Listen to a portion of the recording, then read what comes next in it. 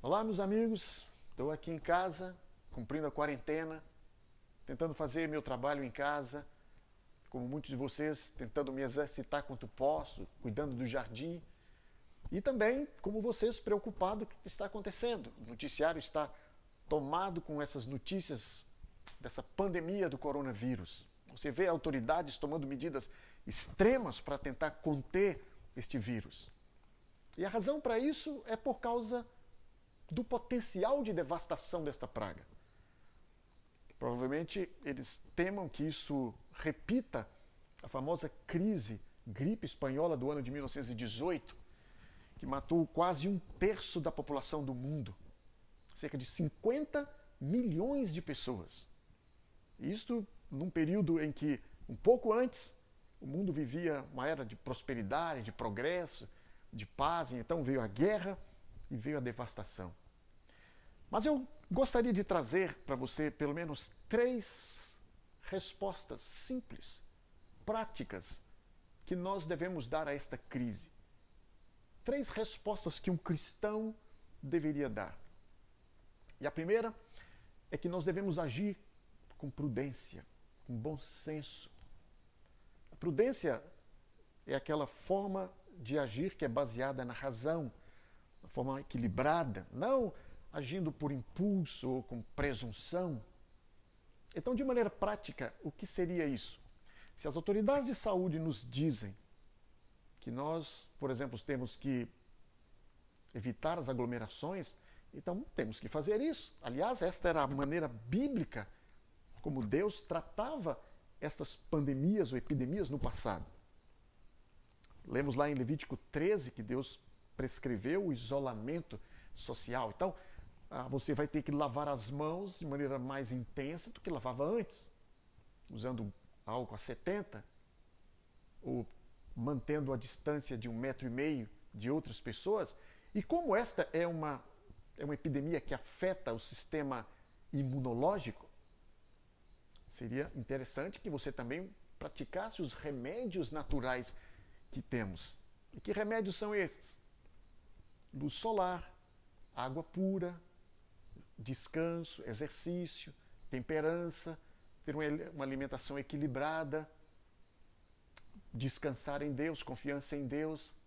Então, haja com bom senso, haja com prudência, não em presunção. E o segundo ponto é confie em Deus. Há 2 extremos que devemos evitar aqui. O primeiro extremo é a presunção, achar que por sermos cristãos essa epidemia não nos atinge.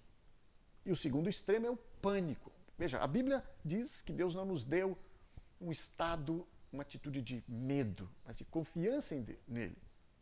Há muitas promessas na palavra de Deus que eu poderia ler, que mostram a maneira como nós deveríamos confiar em Deus.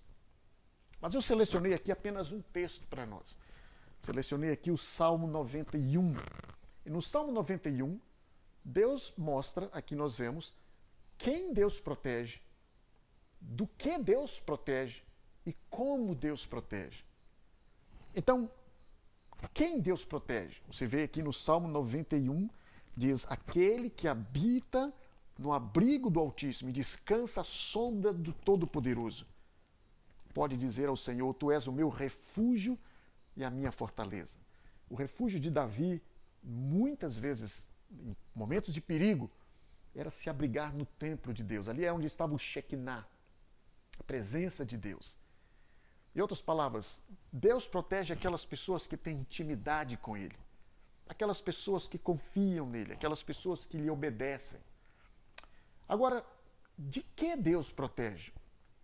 Nós lemos aqui nos versículos 3 a 13 que Deus protege, por exemplo, no verso 3 diz: Ele o livrará do laço do caçador. Em outras traduções diz: no laço do passarinheiro. Ou seja, dos perigos inesperados, ocultos, que muitas vezes surgem.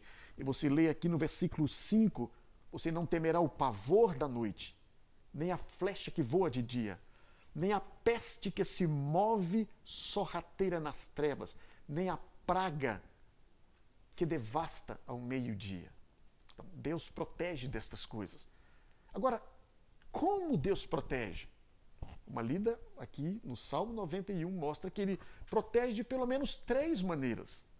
A primeira maneira é que Deus envia os seus anjos para guardar você. Aqui no verso 11 diz, porque a seus anjos ele dará ordens a seu respeito, para que o protejam em todos os seus caminhos. Isso me lembra de Eliseu, quando rodeado de perigo, Deus enviou carros, enviou os anjos que o protegeram com a muralha de fogo. Mas Deus também o protege ouvindo as suas orações. Nós lemos aqui no versículo 15, diz, ele clamará a mim e eu lhe darei resposta, e na adversidade, ou seja, no perigo, estarei com ele. Isso me faz lembrar aquela 10ª praga que devastou o Egito. O povo de Deus estava dentro de casa. E ali eles oravam. Do lado de fora, a praga devastava os primogênitos das famílias dos egípcios. Mas o povo de Deus foi guardado naquela noite. Deus ouviu as suas orações. E a terceira maneira como Deus protege você é cumprindo as suas promessas. Há inúmeras promessas na palavra de Deus, mas no verso 16 diz, vida longa eu lhe darei e lhe mostrarei a minha salvação. Ora, isso não significa que o cristão está isento de sofrimento, de dor, de enfermidade. Mas observe no verso 15 que Deus promete estar conosco mesmo na adversidade. Na adversidade, diz a Bíblia, eu estarei com ele. É como Daniel, diante do rei Nabucodonosor, naquela crise em Babilônia. Ele afirmou, saiba, ó rei, que Deus pode livrar, que Deus vai me livrar, mas se ele não quiser livrar, ainda assim eu obedecerei.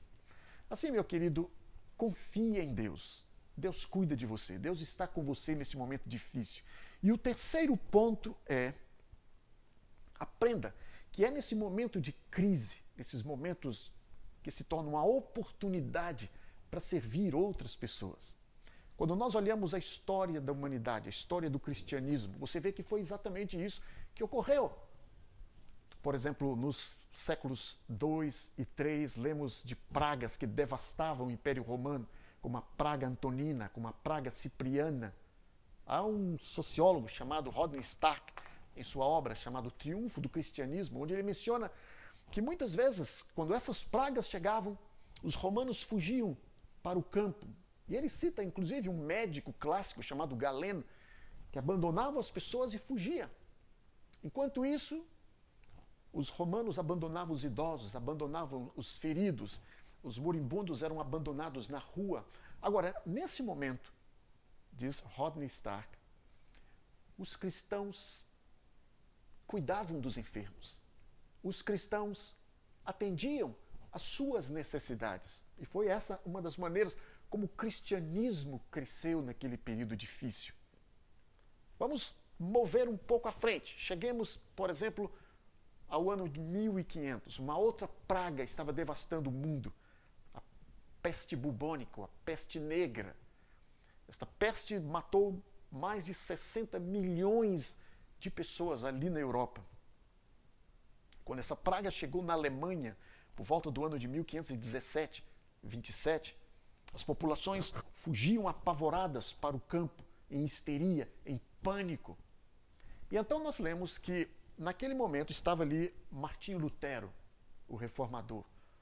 Martinho Lutero, com sua esposa Caterina, eles não fugiram, eles permaneceram, eles viram na crise uma oportunidade de testemunhar, uma oportunidade de ajudar as pessoas. Eles transformaram a sua casa em um hospital.